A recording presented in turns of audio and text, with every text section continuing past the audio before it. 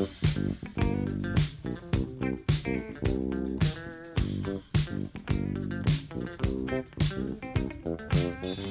cookies. I love cookies. I love cookies. I love cookies. Welcome to Cookies, world's most influential basketball podcast. It is Monday, December 29th, the final perfect pod of 2025. Next time you hear the sweet voice of Andrew Kuo, it will be a whole new year. Welcome to 2026. I'm living in the future. The calendar has split. I was living in the future weeks ago.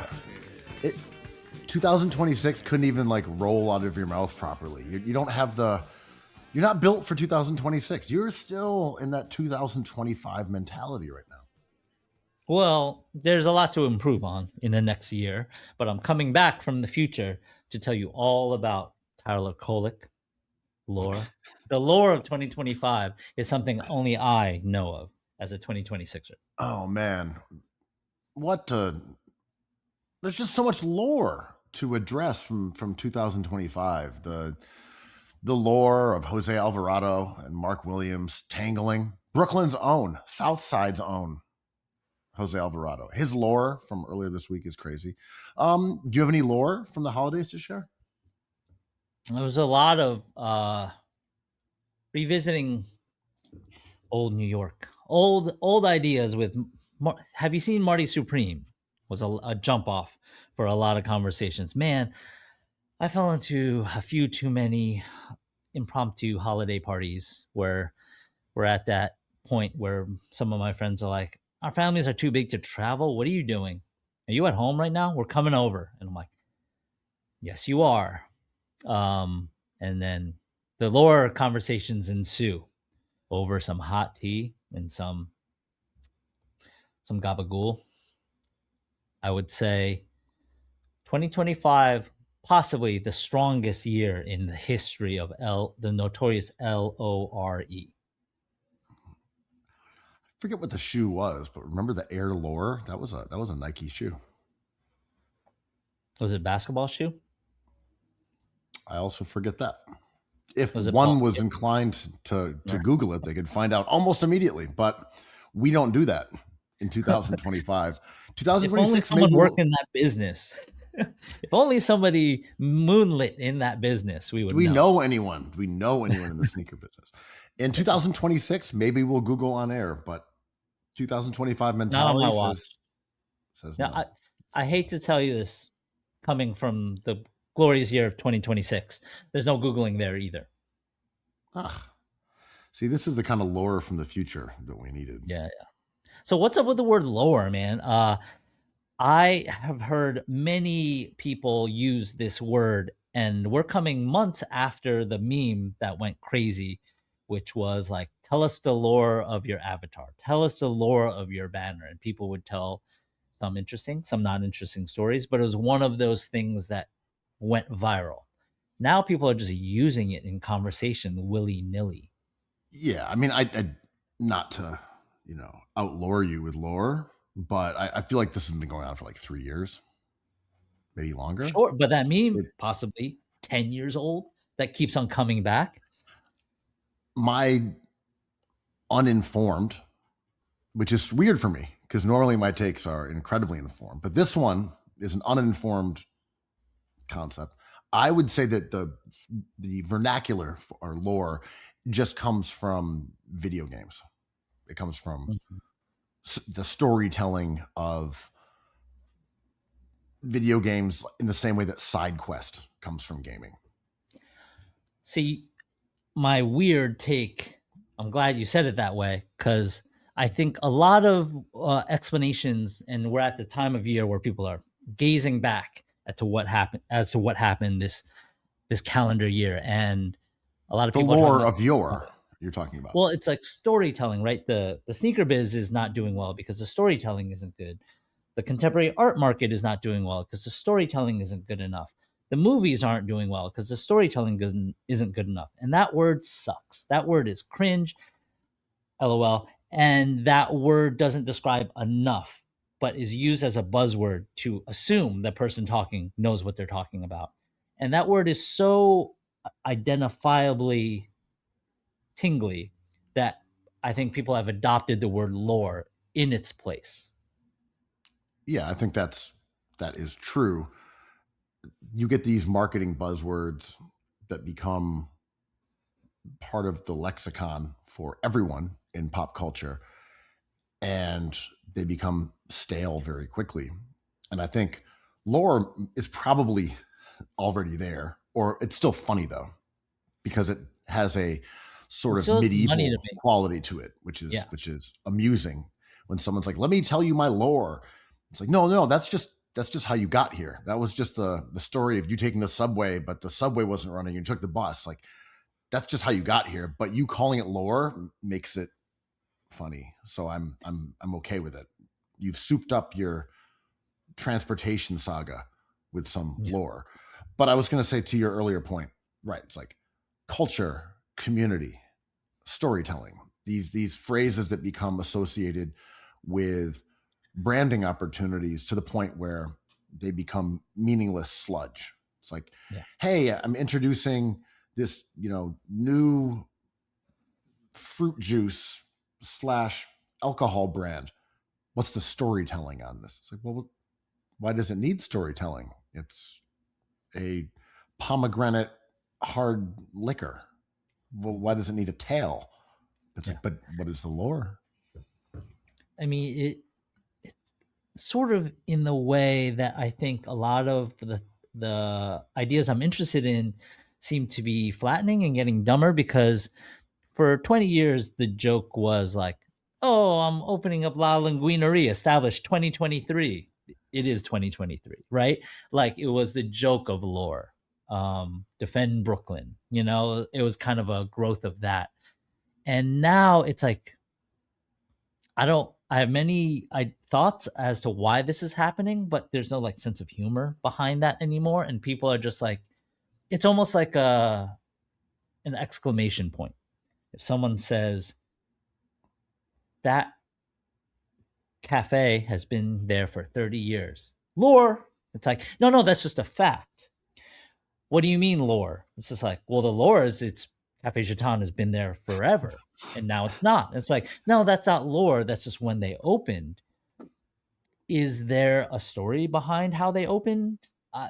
Give me something, because I feel like the use of lore is hilarious and awesome to me, because it assumes a kind of like thinking that grievance functions in the same way as, right? Like, I don't like the Knicks. It's like, you must be an expert. It's like, oh, the lore behind Cafe Chaton. It's like, you seem to have been there. I mean, yes. I like it in that it conveys a sort of epicness, that this is an opus, it's a saga. There is It's great. a deep historical context that you need to understand to Cafe Chaton, and the lore of Cafe Chaton. Avocado toast. It's the maybe the birthplace, or if not the birthplace, the place where it was popularized for yuppie masses. That's the lore. And if I just Spring said, Street. let me tell you Yeah. the story. Let me tell you the story of Cafe Chaton. Like, that's okay. But the lore? Oh man, it's an opus. It's like the Iliad in some ways, but it involves toast and avocados and them spread upon the other one. Did you ever go to Cafe Chaton? Like a few times. It was not a hangout for me. I have definitely had avocado toast there because it was something that you saw and heard about. You're like, oh, I should probably get the avocado toast when I go there. And you're like, yeah, it's totally fine. It looks like there's some salt and maybe some olive oil or some lemon juice. This is not complicated. I could do that at home. Maybe throw on a little Aleppo pepper. Boom. I'm in the cafe. That's my lore now. My lore, as I've mentioned many times on this pod, was I worked for a summer right up the street, like 10 feet up the street. When Rice was on that block, the old Prince Street Pizza, where Cat Power recorded her album, and the BC Boys. That's my lore. That was that street. Cafe Chaton was always whack to me, but my taste was bad because Also, I didn't think 555 Soul was whack, but I thought Cafe Chaton was whack because it was French, it was snooty, it was not edgy, it was expensive, and people with fancy dogs sat out there. It was kind of the origin, it was the lore of places like Jack's Wife Frida or Lovely Day, right? It gave people agency to be assholes, if I can say it that bluntly. I thought it was the word Euro trash doesn't even exist anymore, really. It's one of those ones like, You're dating yourself. Yeah. but I'm saying bridge and tunnel. Right. I'm saying these phrases just don't exist, which is odd because I don't even know what you would call those type of people even when they exist today. Like what would like even like douchebag, that was an era. People were just, oh, look at the D bags. That was an Look at these era. suits. Yeah. Now that's I mean, gone. But I'm saying yeah. with the lore of Cafe Gitan was that it was people who were like bottle service Euros, as you said, small dogs. It was about wealth and privilege, but you're Cigarettes. eating avocado Yeah. toast. Yeah, I am not, I was part of this wave, the age, context, whatever. I wasn't alive when Prince Street was actually cool. I don't know. When those artists that from the real New York were walking those streets. I was not of age. But maybe it comes down to, like, I talk a big game about its cultural packaging, but perhaps it's just like I just didn't think it was delicious. If they had lo mein or mapo tofu, I might be like, rest in peace, Cafe Jaton. Oh my God, let's do a whole pod about it. Although I always really liked Lovely Day. So I know what you mean about the parallels because of the vicinity and some of the crowd, but loved Lovely Day. Was not that I mean, into Gitan. I was a peasant guy. I never set foot into Lovely Day, but 5 feet away was peasant, and we went there 4 times a week in the little wine cellar because our buddies work there. And that neighborhood was fun, and I think it's still fun for young people and people who are into that stuff. But goddamn, I don't feel comfortable there anymore. Yeah, it's become a conduit neighborhood where I enjoy walking through it, but it's very rarely that I'll go there as a destination. A little bit further up, and you get towards like Bond Street. There's more places that I might frequent, but that area Jean Michel Basquiat circle, yeah, Basquiat way. The real NoHo dirtbag shit. Yeah. I mean, sheesh. Like, I don't want to get into a Nolita discussion again, but maybe it's just has never been for me, and maybe that is where my disconnect will always reside. In the debate of that park and how it serves people and how it serves me personally, subjectively, because it's in the proximity of like Bowery, which is still like you cannot salvage Bowery because of the trucking and the adjacency to the bridge and diesel engines. But I I do love, as you know, people talking about lore of places that destroyed the lore of previous places. It makes me feel happy, old, and I don't know, confused. So I'm sorry, are you making a veiled 9/11 joke? Are you talking about the lore of Osama bin Laden who knocked down the Twin Towers? I feel like you've just been cracking jokes at the expense of the 9/11 tragedy lately. Listen, I bought my brother a Pittsburgh Penguins hat, and I wrapped it in 2 towers with a plane going through it with Santa Claus paper. What could go wrong? Let me post this on the internet and see what people say. What do you think they said? They loved it. They thought it was creative, right? Satire. This is funny. The best way to process tragedy is through laughter, Ben. And that's what we're doing as a whole. I did see this tweet, and I saw the comment that I don't know if the tweet itself went viral or the response, but someone was Right. like, "When did we start making fun of 9/11?" It's like the day after. Yeah, immediately after. I mean, I had to look up 9/11 jokes, and there was many. And I was like, oh, they're missing some of the greatest hits. Man, one of the best shirts one of my friends made that didn't come up on Google image search was an alien head, and it said 420 was an inside joke. I thought that was really good. It's pretty good. All I right. mean, yeah, I think when I say we started making jokes about 9/11 the day after, I don't mean that me and you were like on stage with the microphone, like, doop, doop, doop, hey, guys, get a load of Yeah. this. That was, I mean, collectively as a society, jokes were made immediately. It was a scary time. It was a horrible event. But collectively, the dark humor of civilization means you make jokes about the Black Plague while it's going on. That's just how the human brain operates. There's no sacred cow. Whoa, is this guy hungover, or does he have the Black Plague over here? Hey, buddy, you got to get some sleep. You're looking like you got the Black Plague. um, I think the haters obviously made jokes immediately. The internet wasn't what it was when 9/11 actually happened, but I mean, it would have been so insane. Like the jokes the next day, because we're already on that. Sorry to cut you off, but just like the way no, that like Charlie Kirk's assassination and the immediacy of the jokes and the immediacy to the blowback to the jokes, to the entire Charlie Kirk news cycle within 24 hours. Imagining that about 9/11 is just a little bit mind blowing.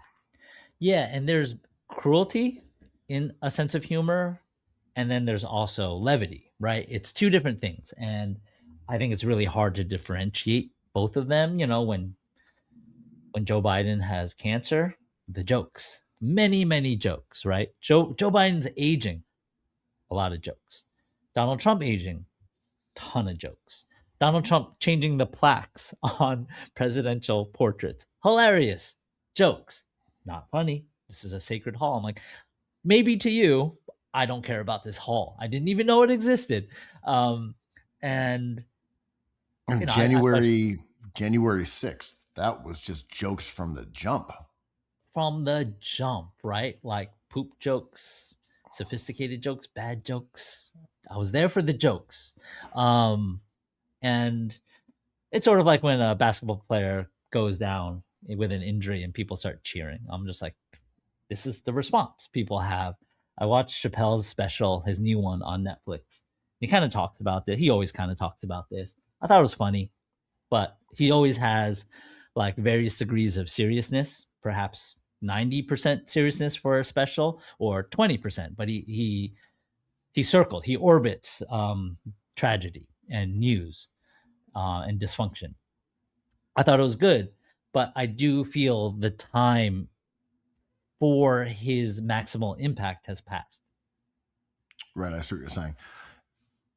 Yeah, I mean, he clearly wanted to make some political statements that he believed needed to be said, which is valorous in its way, right? You know, it's like, okay, I want to get this off my Scary. chest. I want to Yeah. say this stuff. I want to get out there and put it into the world, but I'm going to do it now and not a year and a half ago. So I'm going to do it when the worm has turned. And these are now popular statements versus ones that would have been deemed as cancelable or controversial a year and a half ago. It's so crazy to see what is fast and what is slow as I'm watching people process Marty Supreme.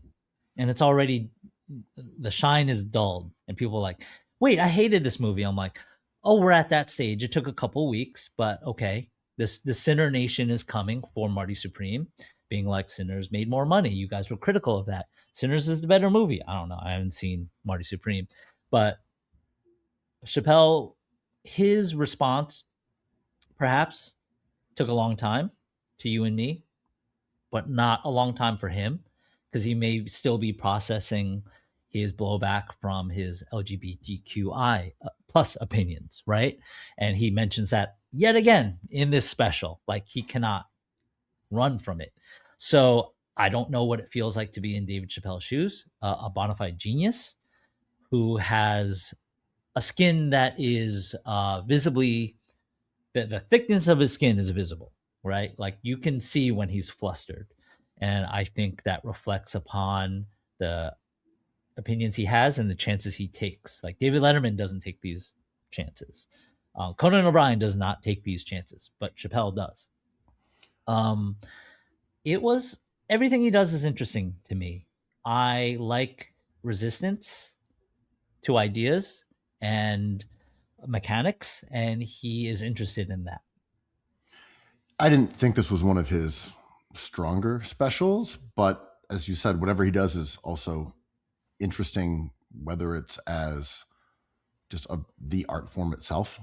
Like, okay, I'm not really up here to talk jokes anymore. I'm just going to come up here and share some thoughts I had. And at times it's funny, at times it's not. At times I'm just funny and my frustrations and my observations and things like that. Maybe kind of Carlin-esque, I guess. But yeah, I didn't think this went down as a like rollicking comedy special. It was Chappelle on stage sharing his thoughts. And I thought some of it, the part about, in Ohio with buying up the town, I'm just like, dude, what are you talking about? Why is this in your special? Yeah. Like this is something that is no one understands or identifies with. You've got some greater points because you've thought about this a lot. You're sharing your feelings about the oddity of you kind of owning a town in Ohio, but what are you talking about? What is this? He was talking about he was speaking in, from a point of privilege. He wants you to. He always does this. He wants you to be sure that his opinions that will happen soon are coming from a point of privilege, which he didn't have and now he has. And he's talking about agency and rights. If we're discussing like who's allowed to say what, who's allowed to live where, and whose land does this belong to, right? He's like, I just bought it. And you know how I bought it? Because you're sitting right there. Because I went to Saudi Arabia. Who owns that land? Who owns Palestine, right? He's setting up the Palestinian punchline. All right, that makes sense because I didn't even watch it in a linear sense. So I saw that part later than I saw the part where he was talking about Israel at the end, like his mic drop. So like that makes more sense. Who's allowed, who owns what. Got it. Okay, all right. That context is actually really helpful because I did not see it in in its entirety in any order whatsoever. But that says something, right? Like maybe he didn't deliver this correctly. Maybe it wasn't not delivered to you in the proper sequence. He is in a mushy point of a brilliant artist's lifetime where like he's about to write Time Out of Mind, that Bob Dylan record that everyone's like, oh, we're amongst greatness. Let's not forget this. A few uneven albums, sure. But from now on, you are goated, right? And he is yet to get there. He has attempted to sit down and talk honestly with us during the pandemic, and that hit or missed, whatever. I enjoyed it, and I don't agree with a lot of his opinions at all. I don't want to be friends with him. He doesn't seem friendly, but I like his art in terms of mechanics, and I think he's about to get to the point that Beyonce is at. Taylor Swift probably will be at, where sit in front of a piano and speak to us like the Piano Man. What's interesting about that generation of comedians as a genre, like stand-up itself, it feels like this would be a fairly good time for it, only because, okay, here's a couple funny jokes, they go viral, whatever. I just mean in theory, that guys like Chris Rock, obviously Louis C.K., canceled, sort of came back, not canceled. He's in a spongy terrain as far as being a fascinating, right? Still can sell out arenas, and but still not an acceptable performer to have on TV. But you could have him on Netflix. He is a subculture that's very popular. He is Aziz. sort of canceled and then got married and doesn't seem to really make anything anymore. Maybe he is. I don't know. But that generation that we're talking about, that that you had Chris Rock and you had Chappelle, and then you had Aziz was not in the same category as those guys as far as He stardom, might have or been. He was but close. he could have been. Sold out MSG, man. But it's like it's like, yeah, that just that stand-up era it's just gone. Laughter is funny, right? And I think everyone thinks they're the funniest person they know. And in order for something to be funny, it has to pass through all these qualifiers for someone being like, I don't think that's funny. I think that's funny. And it's really noisy. A lot of it has to do with lore, your own lore, their lore everywhere, right? It also has to do with judgment, expertise, toughness, masculinity, all these things, right? Like real men don't laugh, I think is a subconscious thought. And for that reason, I think stand-up comedy will always be exciting because it's a true subculture. These are nerds who I'm no Mark Maron super fan, but I love a dedicated podcast about the intricacies of doing that. It's like if I listen to a podcast about a painter talking about solvents, I'm like, I'm really into this. I know this is not for everyone, but like, what oils are you using? Or a basketball player talking about sneakers, exercising, health, jersey material. And everyone thinks, so what I'm getting at in a roundabout way is everyone thinks laughter is populist, but laughter is extremely subjective and loaded with a lot of personal baggage. Yeah, I think the critique that comics make, whether that was coming from Jerry Seinfeld or whoever, about the woke era and people being too sensitive, setting that aside, it is sort of true that the way that comedy was digested when it was Chris Rock doing Bigger and Blacker on HBO was gathering around and watching it as a group, or you'd watch it later as a complete special, or it was people going to see him live, going to a theater. It was going to a comedy club, right? This concept that there wasn't an interaction between the audience and the comedian in the way that there is now, where someone will say, actually, my sister-in-law is a little person. So that joke about, fucking an elf is really, really offensive. And then there's just a dialogue about how that's offensive. That it wasn't dissected in that way. And I don't even mean people are more or less sensitive, regardless of whether that's the case or not. There just wasn't an opportunity pre-social media for the audience to take apart a comedian's act, because, as we know so many times, a fringe opinion today gets mileage. One person saying that I am deeply offended by this joke, they might be mocked. Other people might be supporters of them in some ambient sense, but we know it gets traction. And I just think about that with sports. That one time, I used this example.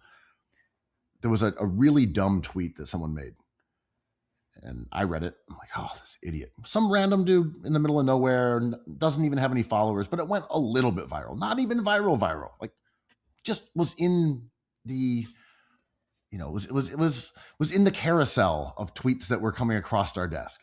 Then you texted me about it. Like, look at this idiot. Then my buddy who lives in Pittsburgh texted me about this same tweet. I'm like, in the Pittsburgh Penguins hat. But I'm like, some imbecile made a terrible point. I've read it. You've read it. You sent it to me. My friend read it. He sent it to me. Now we're talking about it on a podcast. I feel like that has had a role in destroying stand-up comedy. It's not the sensitivity. It's the fact that it's very difficult for it to stand as a work of art by itself. Perhaps, I'm down for that idea. The first thing that comes to mind when you say that is like Tig Notaro, right? She does that stand-up comedy about having cancer. So she jokes about having cancer. She has to have cancer in order to make these jokes. That's why it works. it happens, and nerds watch it and they love it. Louis C.K. picks it up and he's like, "This is one of the greatest performances I've seen of this genre. I'm going to put it up on my site." It becomes very famous, right? Like people through his portal, everyone sees it. She goes on every show. She becomes a star through, arguably, through Louis C.K.'s lens. Louis C.K. gets canceled, and Tig Notaro is just like, I hated that he did that because he took my voice and transformed it into his work. Sort of like what Drake does with young rappers. I was about to say, are we talking about the Drake Migos remix? Is that right. What happened here? And the debate is interesting, right? Because she's not wrong. Tig Notaro is not wrong. They are not wrong. And I think no person would give back that bump in success, but the confidence that comedian has in their own craft would suggest like that would have happened to me anyway. There's no way to prove it, but that was good and it would have gone viral. You would have talked to me about it. Someone else would have talked to me about it. It would have landed on anyone's desk because it was that good. And I'm like, I don't know. I have no answers for this, right? Well, right. I mean, would Khalil Ware be any good if it wasn't for heat culture? Yes, he'd be good. He'd be good. It has nothing to do with heat culture. He'd be good. He's big and athletic and skilled. I'm Tom Thibodeau. Tyler, you ain't playing. You're not a starter. Kolek, hit the bench. Get the water. And Mike Brown is like, Kolek, I think you got what it takes. Yeah. I'm sure there are people who are heavily, tied into the world of stand-up comedy and very thoughtful in this. And they can say, that's what I mean. Like I'm speaking as someone who is like, wait a minute, what happened to all the stand-up comics? And they're like, no. Let me break down how Quibi marked the doom. Okay. All right. Right after, I have a friend who writes about stand-up comedy a lot. So for a while I was going to a lot of these things. The nerds. Oh my God. Nerds. Like I thought I was a nerd. Not even close. It is like, it's not a bunch of like cool people enjoying a performance. It is a bunch of like highly thoughtful, annoyed, and attention to detail was paramount in this experience. You could just go to the Comedy Cellar and see a show, whatever, but there's always a lot to talk about. In the same way you go to a sports bar and you could be like, the Knicks had more heart, and someone else is like, ooh, those McCullers minutes were interesting. Yeah, that's what I'm, making sure to acknowledge here as a caveat. Like, I love this world. I love detail. I'm like, yeah, here's some thoughts I have about comedy that I off the cuff, and they're like, wait, are you just saying that the Knicks didn't want it enough? I'm like, yeah, kind of. Yeah, that's right. My take. My take is that the Knicks are bitches. I'm like, yeah, but you didn't even talk about the offensive or defensive rating. I'm like, the offensive, defensive, who? Yeah, the lore of Tyler Kolek. I'm like, well, what about the lore? It's like, the lore. It's like, what about the lore? It's like, I said the lore. Oh, the lore of Tyler Kolek. Yes, sure, yes, the lore of your and your lore and the allure of your lore of your. The alliteration master over here. Shout out, always. But that's not alliteration, right? That's this is rhyming. Else. Were you rapping? Oh, were those bars? But there's another word for this. Just now? Is it consonants? Is it what about consonants? Inconsonant? Shitting on these MCs, but no, it's like the similar sound, but not the opening letter. Anyway. My question with this assonance? Assonance? Are we talking about Gerson Yasubele? Yasubele? Now I'm in the cipher. I'm from the future too. So back to this 9/11 thing real quick. what can't we make fun of? Not like you personally, but as a whole, what is frowned upon? Well, I mean, you made the point that, especially when it comes to like ethnicity or, you know, race, religion, if you were of that group, you can make the jokes that other people can't. And I would say that's fair game. I think there's a tradition of jokes. yeah, I agree. And if you aren't within that subset, you can make some jokes that people will be offended by. But I mean, that's, you have the opportunity to do that. It's a high risk, high reward sort of situation. Yeah. But I'm saying that would be the obvious exception to that. Like, what can't you say? Well, if you are in a group, you can say whatever you want about that group. Yeah. To me, the closest thing is cancer, because we're all fearful of it. Obviously, people still shoot their shot, but in general, like even when Biden was like, "I have cancers," and the jokes started flying, some MAGA people were like, "Easy there," like,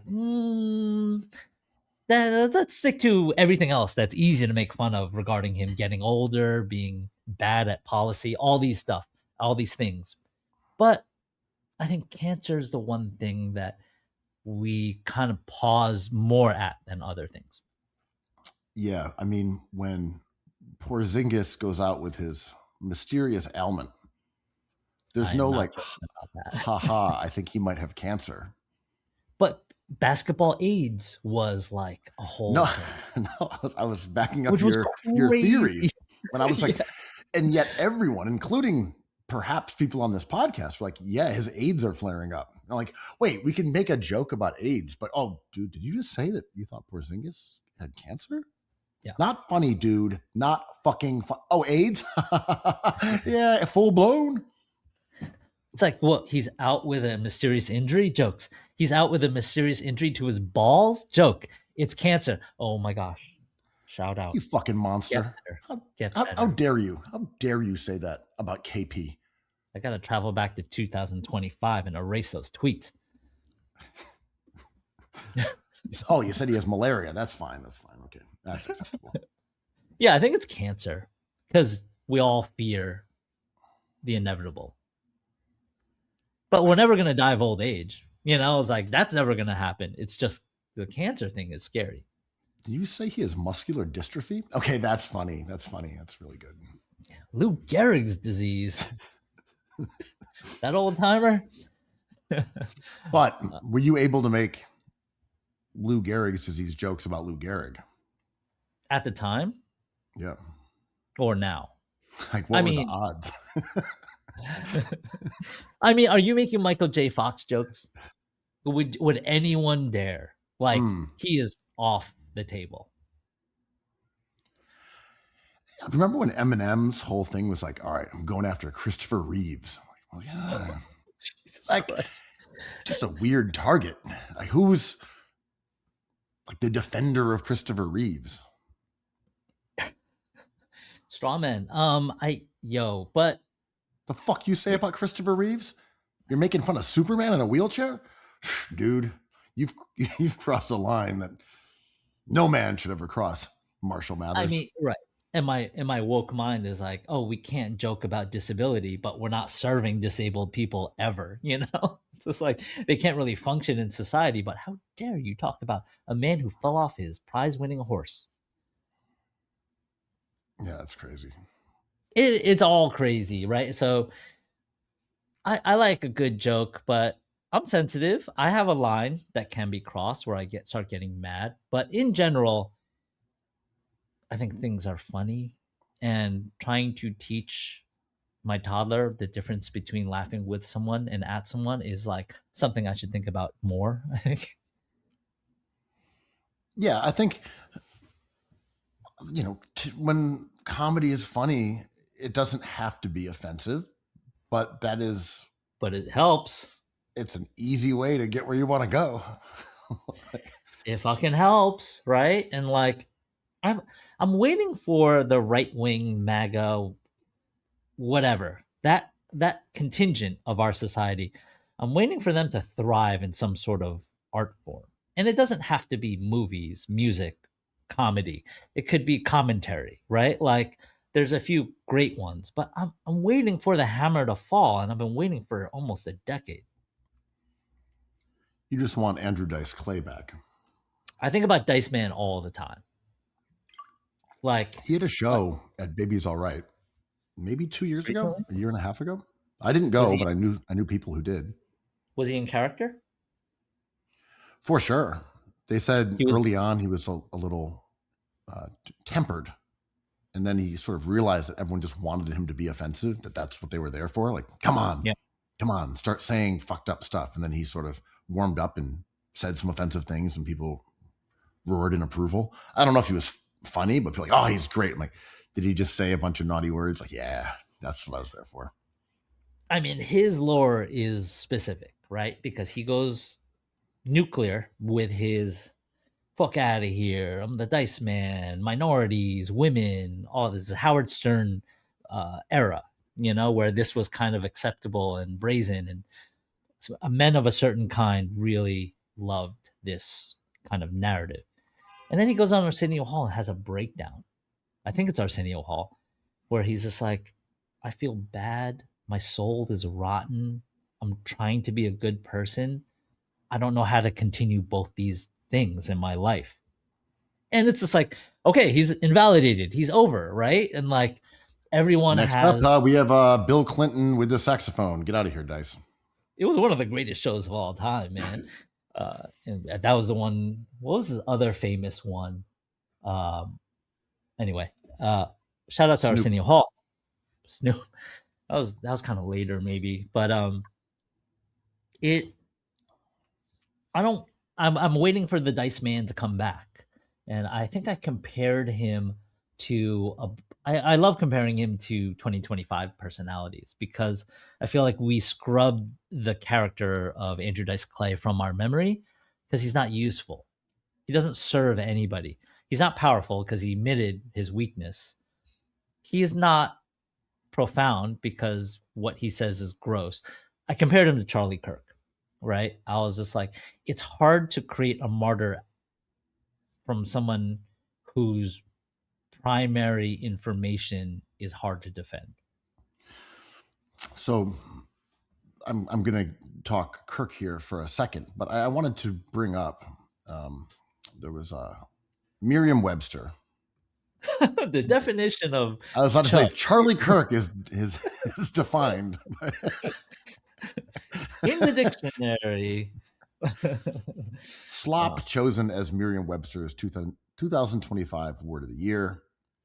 Creepy, zany, and demonstrably fake content is often called slop. The word's proliferation online and thanks to the widespread availability of generative artificial intelligence landed the title of Merriam-Webster's 2025 word of the year.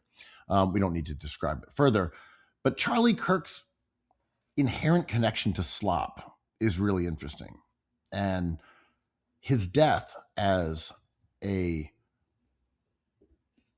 lightning rod for absolute slop is really fascinating because it's not just the generative AI of Charlie Kirk, with Jeffrey Epstein ascending to heaven, just insane stuff that's created by people, or the role of his wife with her face and eyes lighting up and explosions, with the song that's an AI song, like I Stand with Charlie Kirk or whatever it's called. Fucking banger. Yeah. Real, it goes. But that's not a real song either. And it's led to the kind of, how do you describe it?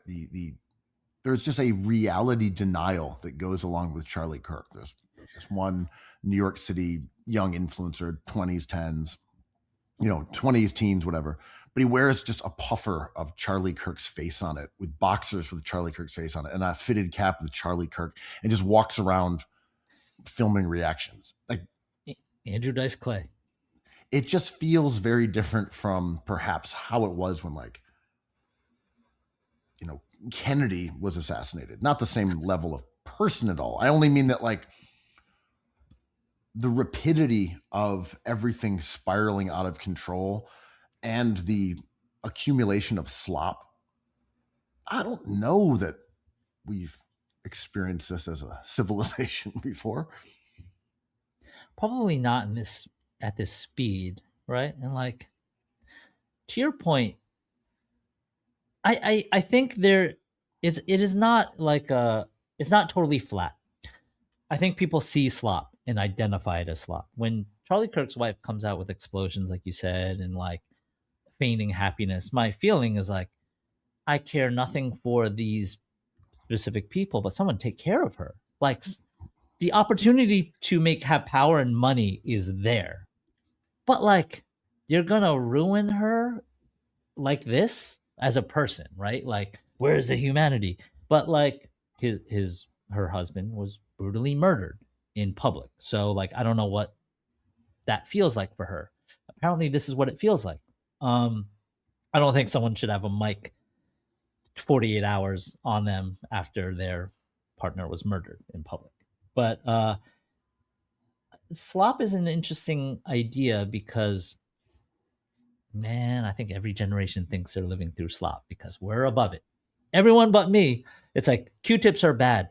Do not use Q-tips. They don't work like that you think they work. It's like, not me. I can figure it out. Bring over those Q-tips because I have a technique that they don't know about, right?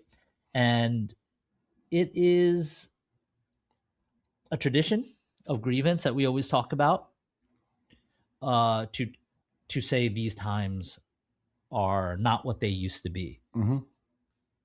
But AI and Twitter and I'm on my Instagram soapbox that has ruined our brains. Not literally ruined our brains, but it has shifted the way we process data, process art, process our feelings to a terrible place. And we should sever that tendon. But we were getting ready for the show, and I was like, oh my God, this basketball thing is crazy. It was all over my Twitter feed. And you were like, I haven't been on Twitter. I'm like, can we be basketball fans and not be on Twitter? Because you missed a huge story, right? Well, you knew about it, but like, holy shit. Well, I think, yeah, I mean, the omnipresence of social media as the way that we receive information, that's just supplanted going to ESPN, going to NBA, going to the New York Times. But even in the digital realm of going to a site and seeing what's up, that happens so rarely at this point. That's just not the way we navigate breaking news anymore. But look, we make this point frequently that I'm sure when Gutenberg was out there with his printing press, people were like, how do we even know it's real anymore? Steve Gutenberg, 3 Men and a Baby. We're going there. It's like, oh, look at this. You printed this out, but this isn't written in, illuminated writing by monks. How do we even know if it's real? This could be horseshit. It's going to fuck up our brains. I'm sure we've been doing this for millennia in terms of being declinist about the state of what's happening to our brains. I also do think, to your point, or maybe our overall point, that the speed at which this is changing is really fast. And like, you look at even the progression of AI from 3 or 4 years ago, when these first sort of language models, you would drop in like Eric Adams' head in an olive jar, and it would come up with this ridiculously awful, uncanny valley image, and we'd laugh at it. And it was funny. Like, this is cool. And then it learned, and now it's like not as funny, and it's not as good, and it's way better, but now it's just shittier. It's lost its sort of artistic value because it's now bending more towards looking like reality. But then you'll see a clip, as you said, Instagram brain, not to rehash last week's discussion that was perfect, but be like, oh, look, it's an image of a dog jumping into a pen and fighting with a lion. And then someone's like, AI. And you're like, is that AI? Maybe it is AI. I can't tell. It looks like it's shot from a camera. It's not even majestic. It's not even interesting. It's just a dog jumping in with a lion. That's AI. Someone made this up to trick us into watching it. Why? Well, what's the point? And now it's more subtle, right? Now it's people just being like, "Hey, I think cereals are bad for you." I'm like, "That's an AI doctor," you know. It's just like a very simple thing, and I there's so many bad things with Instagram in the way we catalog images. Not to rehash last week's perfect segment, It was but perfect, but this is a perfect perfect, add-on, I will say. a perfect addendum. I Mhm. was thinking the thievery of, like I think everyone recognizes thievery when they see it. And it's hard to see now where I think the skepticism you speak of with every generation is important as kind of a balancing act, but we are at a deficit of good skeptics. Obviously there's skepticism all around in 2026, but I think the quality of skepticism is really low to the slop point. And when I talk about thievery, I speak of like alcohol can rob a contribution to society. And I believe in art. I love books, movies, poetry, songs, paintings. And I think the amount of energy we put into Instagram robs us of like that one in a million painting that hits. And we'll never know what we get and we don't get. But I think the completest processes of talking about one thing, like Marty Supreme about the sneaker biz being like, well, actually, I think it sucks. It's like, well, I think that sucks and it's good again. Done. End scene, right? I think that practice robs us of taking risks in art. And maybe only one out of a million artworks is a nirvana, but we may have robbed ourselves of things we love and enjoy that speak of our undescribable feelings and thoughts. That's bad, in my opinion.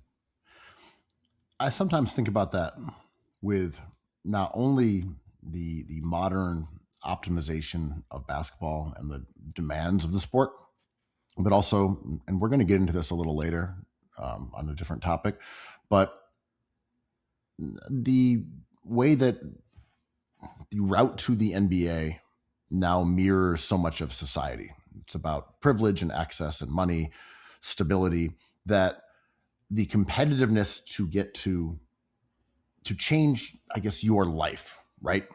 If you were born with two parents who are athletes and they know how to make it and they have money, they can pay for the right equipment, they can drive you where you need to go, they can pay for the right AAU teams and the right coaches and the right schools, all that stuff. That accumulates into these institutionalized advantages that are meaningful.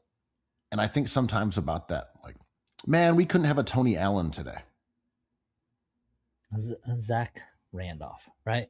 But these guys would have slipped through the cracks and they wouldn't have been on the same level as players with, like, you know, a background that was more conducive to this sort of professionalized version of basketball. And we're going to talk about some elements of this later, but I'm like, wait, maybe Talk we about it missed out. some guys. We might have missed some guys. There could have been players who slipped through the cracks because no one was there to drive them to, practice. And this is really an old head idea, though, at least, because it happened back then. Guys would get caught up in the drug game. Guys would become drug addicts. Guys would get involved with gangs. We Allen have Iverson, wrong examples, place, wrong time. but Right. we have examples. And Allen Iverson would have slipped through the cracks if he wasn't the GOAT. If he wasn't Right. fated to found the NBA in the summer of 1996, that guy would have slept through the cracks. My cold, artificial, intelligent heart would say, so be it, because you're trying to minimize risk, right? For profitability, for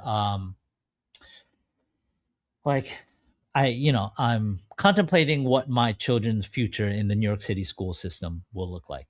And it's been sobering, not to talk too much dad stuff, but no surprise to anyone, the good education is expensive and the access is slim.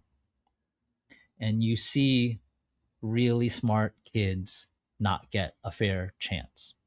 And there was a documentary on HBO about Avenues in Chelsea, this beautiful private school that's technologically in touch, that has smart, bright kids contributing to that place and helping each other.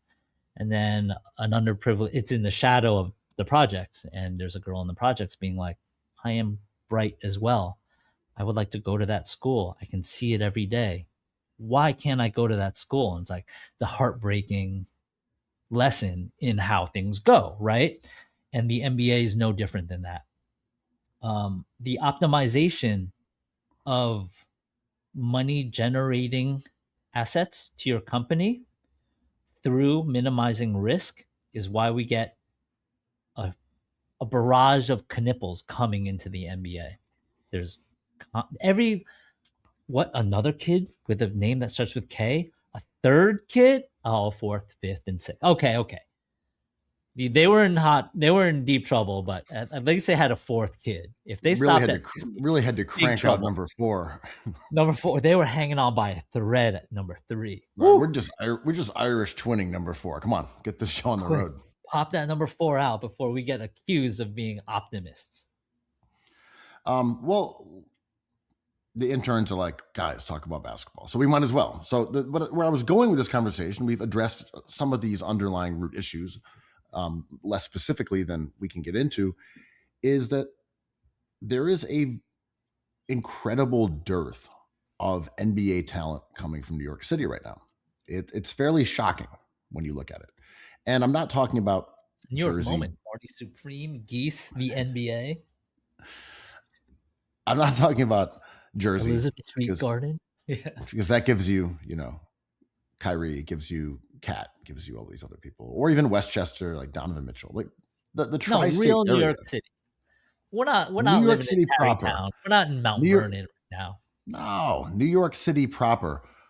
Who's the best player who grew up in New York right now in the NBA? I mean, Grand Theft Alvarado. Oh, I was going to say Lou Alcindor. No, it's Grand Theft Alvarado. Yeah. You mean all time or? No, I know. I'm joking. I was like, go back to like the lore of New York City basketball. Well, it starts with Lou Alcindor, the GOAT, Earl Manigault. Even Jose the lore Alvarado. of like one, right? Like Skip to My Lou, Rafer Alston. But man, okay. Did the Knipples land on the NBA or did the NBA land on the Knipples? Did the Knipples come through and stomp the buildings? Is that a 9/11 joke? Fuck. KK was an inside joke. The other options would be maybe Ty Jerome. Good player. Champagne brothers. Brooklyn's Wait, so owned. we're not talking any top 100 player? There's 100 players better than any New York City baller? Shout out to Nick Blatchford. I believe he still is the agent for the Brooklyn-born Champagne brothers. Are you suggesting there's an erasure of culture in favor of optimization? I've had this conversation with a few of the young guys I hoop with, and they immediately veered towards the AAU stuff. I'm like, I don't know, man. That just sounds like you're regurgitating what the OGs and big bros have been saying. It's like, I don't really think that AAU culture thing is unique to New York. I think that would be an ageist concept overall. Whatever its validity, I don't think that would explain why New York's basketball lore is at an all-time low. Mm-hmm. I think it's socioeconomic. Mm-hmm. There are less black people in the city now. It's more expensive, and it doesn't lend itself to athletic culture because it is a dense city. So you add those combinations of factors where you have the traditional ethnic base of making New York City a basketball mecca, which was probably Jewish and black people. Those would be your two main groups that loved hoops. The city. San Gennaro erasure, but go ahead. Italians? I don't know, man. The city game was it was like Jewish people and black people. That was the whole the city game. Italians, Maybe they weren't given a fair shake, I feel like they're a more Parmesan shake. that's racist. I think they're more like baseball. I like Jolton Joe DiMaggio. Exactly. But I just think you have a lot of people who are moving to New York from places that are not basketball heads, and maybe they come here and they like the Knicks, but it's not the same like basketball culture that it once had. But the one thing that I keep sticking in my brain is there was the stereotype of New York City players because of the outdoor courts, because of the small gyms, that they couldn't shoot well, that they were lousy shooters, but they were great ball handlers, great point guards. That was the whole deal with New York City. It was where the point guards came from. These shifty, quick little guys who could get in the lane, pass the ball. And we've kind of moved away from that sort of player. Shooting is just so emphasized. And I'm just trying to come to a real basketball reason, one that's more fun to talk about than like gentrification. It's just too many white people in Bed-Stuy. There aren't any good hoopers anymore. Too many white people. They can't ball. But the idea that the New York point guard is a victim of like the 3-point revolution is more interesting to me. Yeah, I mean, sheesh. I was gonna say in a non-interesting way, like if I had no, a but when you say it, it's interesting. if I had an Asian family friend with a kid who's so good at coding, I'd be like, don't code because you can definitely be the best coder and make a great life for yourself. But that's a gamble at this point. The chances of you earning a good living as a coder is diminishing. So try something else, which is a lot of the AI conversation. If I had a family friend, a black family friend who had a baller who was entering AAU, dominating, the gamble to get to the NBA or the NCAA with NIL without getting injured or being better than everyone else that you see. Shout out to Lenny Cook, that documentary. I'd be like, what else is he interested in? Because like that is tenuous, and poverty and income have a lot to play into this. Like the Knipples, I think, are middle class, and they can probably gamble a little bit and roll the dice on their kid continuing on to the fucking National Basketball Association, as opposed to a poorer family who are like, if this doesn't work out, like we're not prepared to suffer this loss.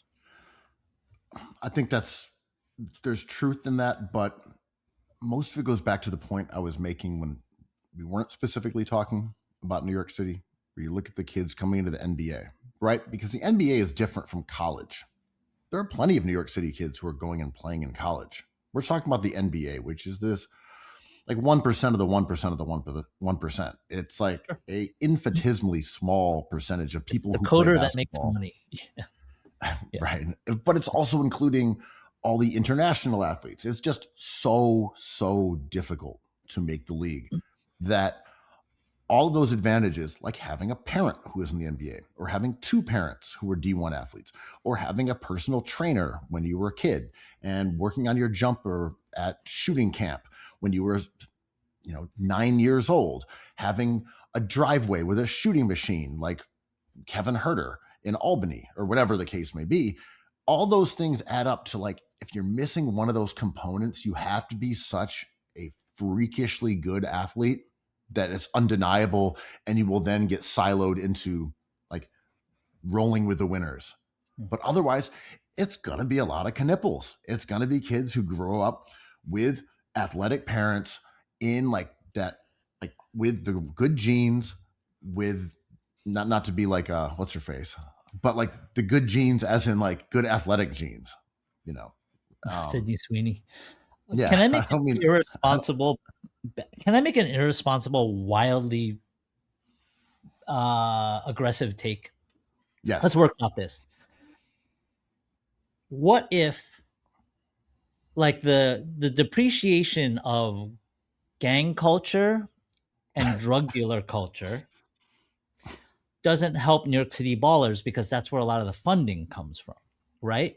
Like people who had money would pay for it's something as simple as shoes and like the safety of playing basketball in a public court, all the way up to like paying for AAU, like maybe paying for a college trip, paying to have recruiters come and see them, like money that way that was interested in their community.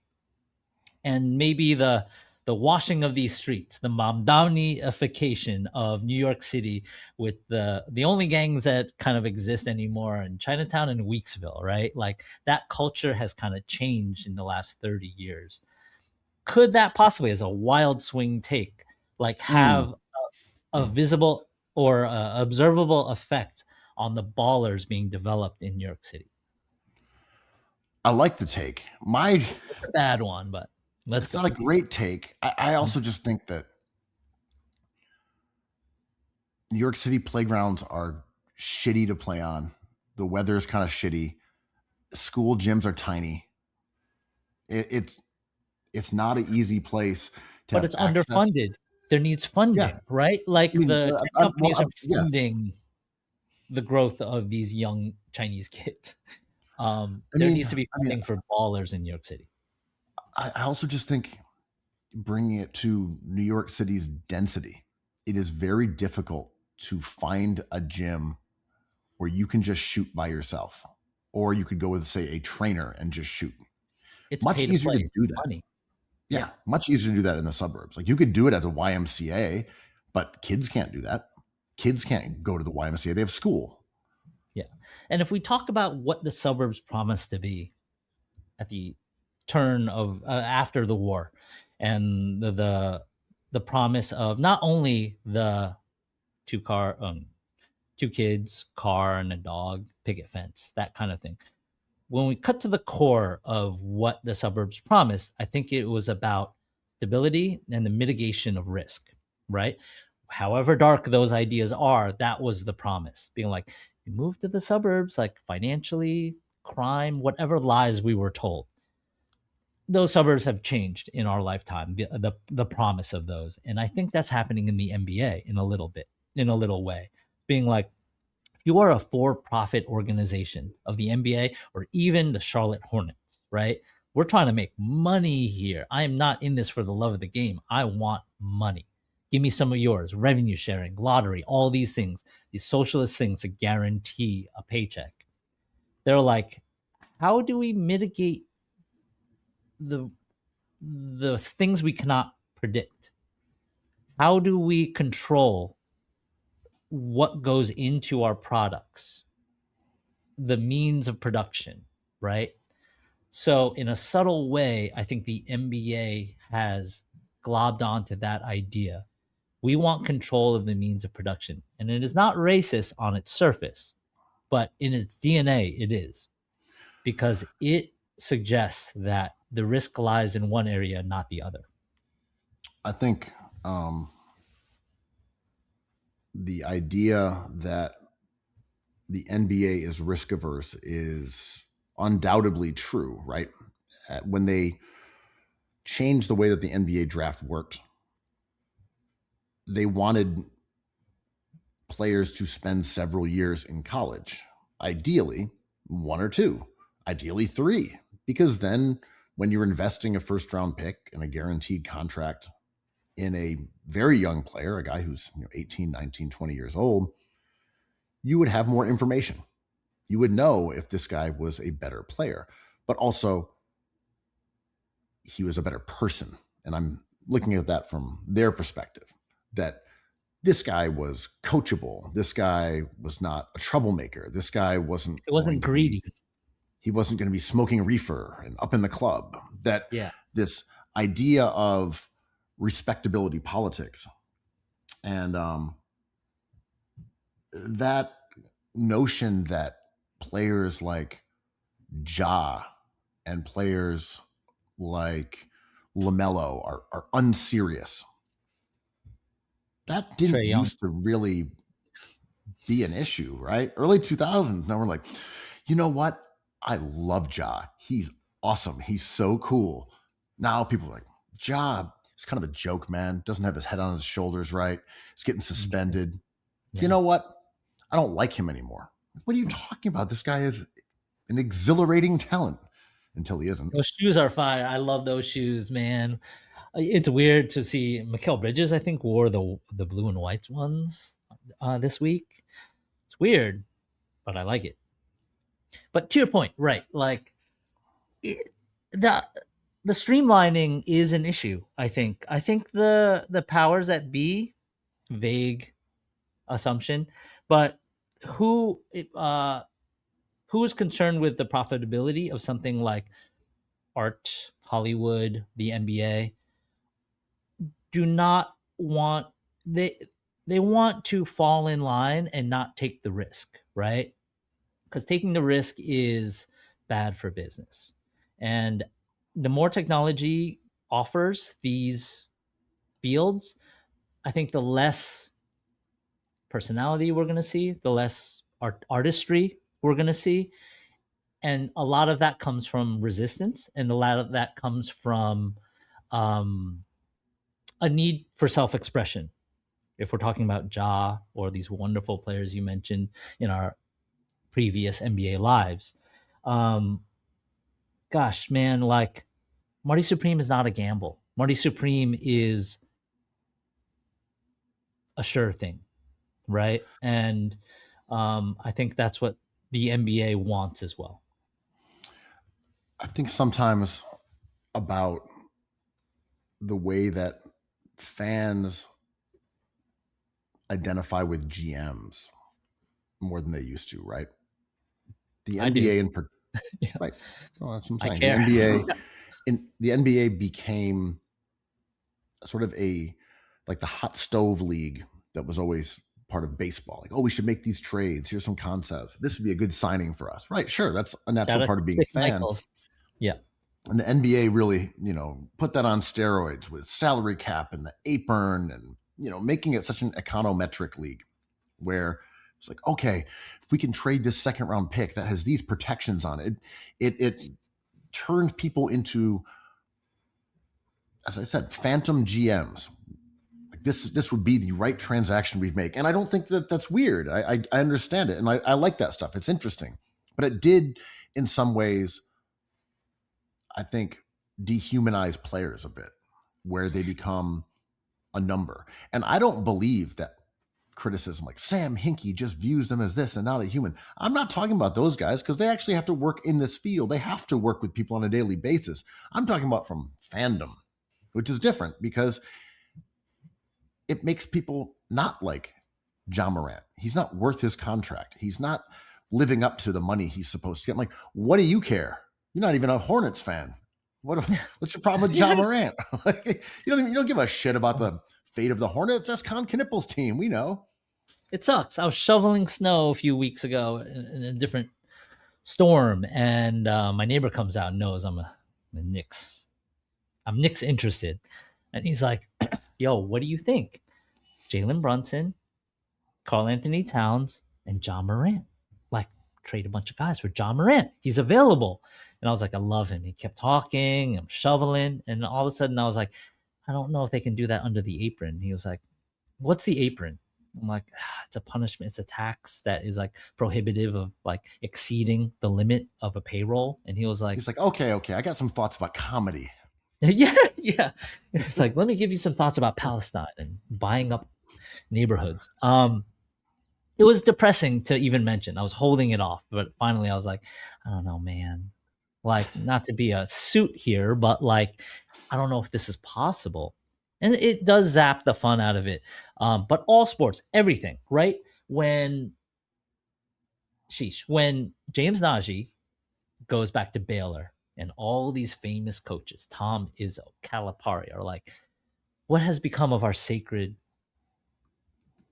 prized world of NCAA basketball? First, you're going to pay players. Now, adults can come back in and continue their education. I'm like, let it burn, man. Everything has it's cinders of everything. Everywhere you look, there's opportunists who have ruined everything. So fuck your NCAA. Yeah, it's sort of tied to the idea of slop in some ways, but don't tell me something is sacred when you aren't treating it that way. Yeah, It's exactly. basically me saying, don't make me dress in a tuxedo to ride coach. Like, come on, guys. Like, let's. I'm pro life, but against insurance for everybody. But are we doing this or not? To Yeah, pretend that the NBA this is the is country's theme. Are we doing this or not? the NBA should be taken seriously as this cultural vessel, and we should be finger wagging at John Morant. You're trying to make my young family members degenerate gamblers for like I know. 9 hours straight on Christmas. Fuck you. Fuck You you. turned you turned a snow shoveling fan into an accountant. Fuck off. Fuck off.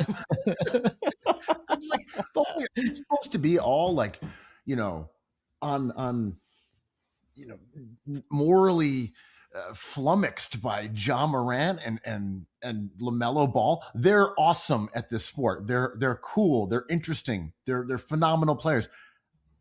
You're trying to make me you're a gambler. Like, you have lost the moral high ground. Stop trying to make a player who makes some goofy expressions or does finger guns the bad guy. You're the bad guy. Yes, right? Like always look up. Always look who's in the owner's box, right? Because those are the people ruining everything for everyone. And shout out to the NBA for winning Christmas. We have to talk about that. I am out on football. I think it's a terrible product, and I think it sucks. So I'm And just I was laughing. like, Like, Miriam Adelson is promising hundreds of millions of dollars to like pervert our democracy of our country, and we're like, you know what? LaMelo is unserious. I'm like, yeah, yeah. Well, like, we talked about it during the Emirates Cup, like Cat donating his money to the Dominican Republic, or players giving their money to the trainers and the equipment people of their organization. I'm like, James Dolan, man, what's your problem? Obama, you are the new philanthropy. Tyler Kolek, you are the new philanthropy. it'd be nice, Kolek. I understand that you doubled your salary virtually in one day, but nice if you gave a little of that money to people who are even more poverty stricken than you. Yeah. But like, You could pay their health insurance even. That'd be a really nice gesture on your part. That's the new philanthropy, Vanilla Tie. I mean, I'm on this SHIT right now, which is like the perversion of everything that stems from primarily social media, but gambling. And I like both. I play fantasy sports, dominating, and I enjoy social media. I'm on Twitter because I like to see what Giannis is up to, right? Like, I'm there. I am not above this stuff. I'm not like Zadie Smith, like I don't have a smartphone. I have a damn smartphone, but it is changing the way I process information, where I'm like, "Phew, NBA won Christmas. What's up? Football sucks. It's bad product only for gambling." And I'm like, I miss thinking about paint. I'm still trying to figure out if you spelling out SHIT was like tough or not. Like, it was kind of hard the way you were like, I'm on that SHIT. I understand why you're spelling out curses, but I was like, oh, that's kind of hard. Wait, what? Like, damn. Am I in the cipher? He's not on that shit. He's on that SHIT. Like, he's really on that feces. The reason I did that because I think we dropped too many explicatives, and I thought spelling it out would be a little different taste for the. No, for I the liked listener. it. I liked it. I think about curse words a saying, lot, man. I was I like, live with children. that was strong. I liked your work Thank on you, that. thank you. So We let's are talk not burning.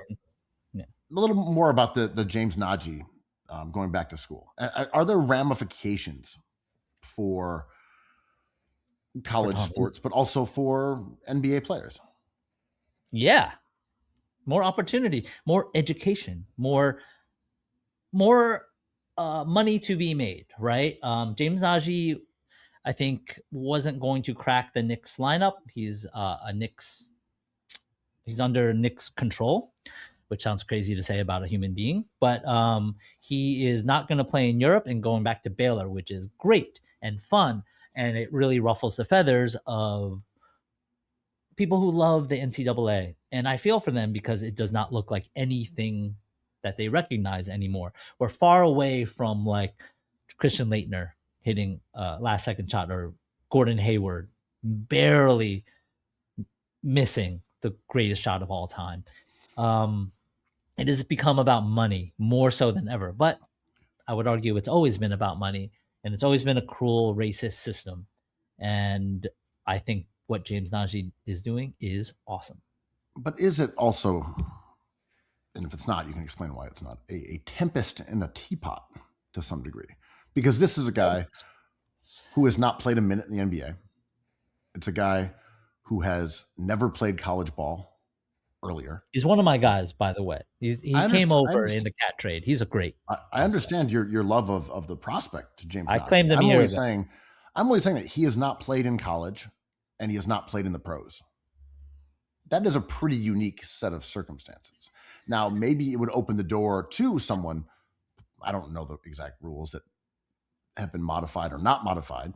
Yeah. That a guy who's like, all right, I came out, I was drafted by the Knicks, I'm in the G League, not really feeling this. I want to go back to school. Maybe I'll become a dentist or something, but I actually just want to go back and kind of start this over in the same way that athletes go into the portal and they change teams. I want to do that. I tried coming out to the draft. I played a little bit, not feeling it. I have 2 years of eligibility left. I'm just going to concede that was a mistake, and I'm going to go play at North Carolina. And let's admit the failures of the G League, right? Like the G League was designed to do exactly this, but the NCAA has more shine, and there's a loophole. Go for it, right? I think playing at Baylor is definitely has more eyes on you than playing for the Ignite or the Westchester Knicks. Ignite doesn't even exist anymore, basically. I mean, they abolished the Ignite after the Thompson twins destroyed the league. Well, there's G League. Oh Ignite, no, yeah. The but then there's also No, I was going to say then there's also Elite, whatever it's called.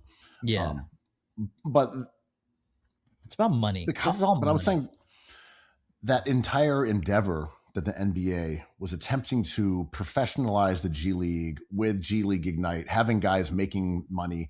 NIL just took the steam out of that, and the NBA is like, okay, cool, but we're done. We're not even trying. Because they wanted the money. It's just like no one believes anything. I don't believe anybody.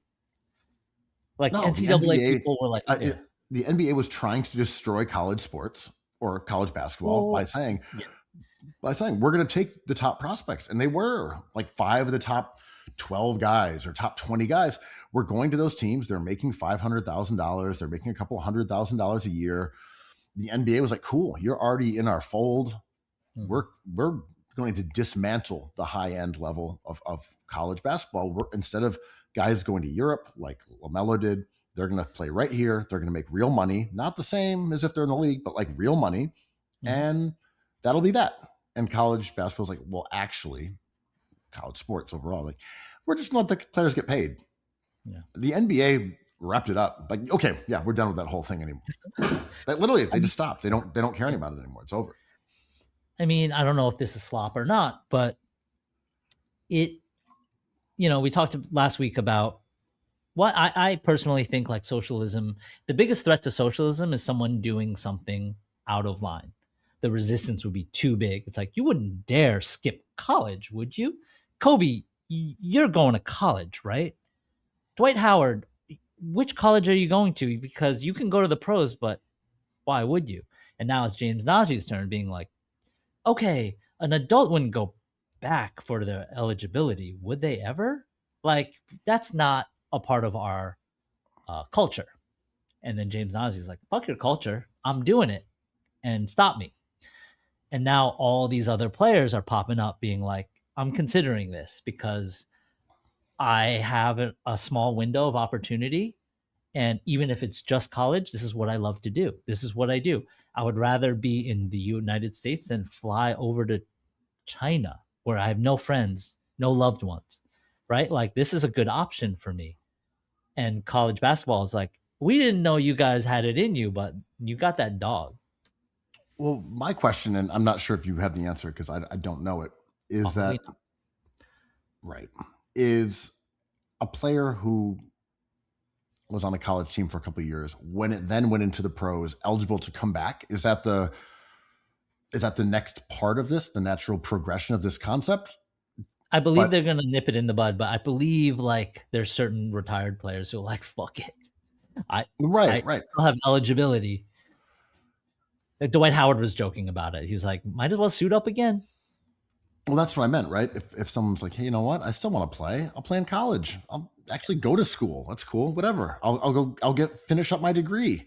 I'm Yeah. bored. I don't feel like living in Turkey and or playing in the Adriatic League. Yeah, I'll go play in the Big Ten. Why not? Yeah. So my job is to be annoying, and I'm gonna be annoying. And you're good at it. I'm not good at it, but it's all I got, right?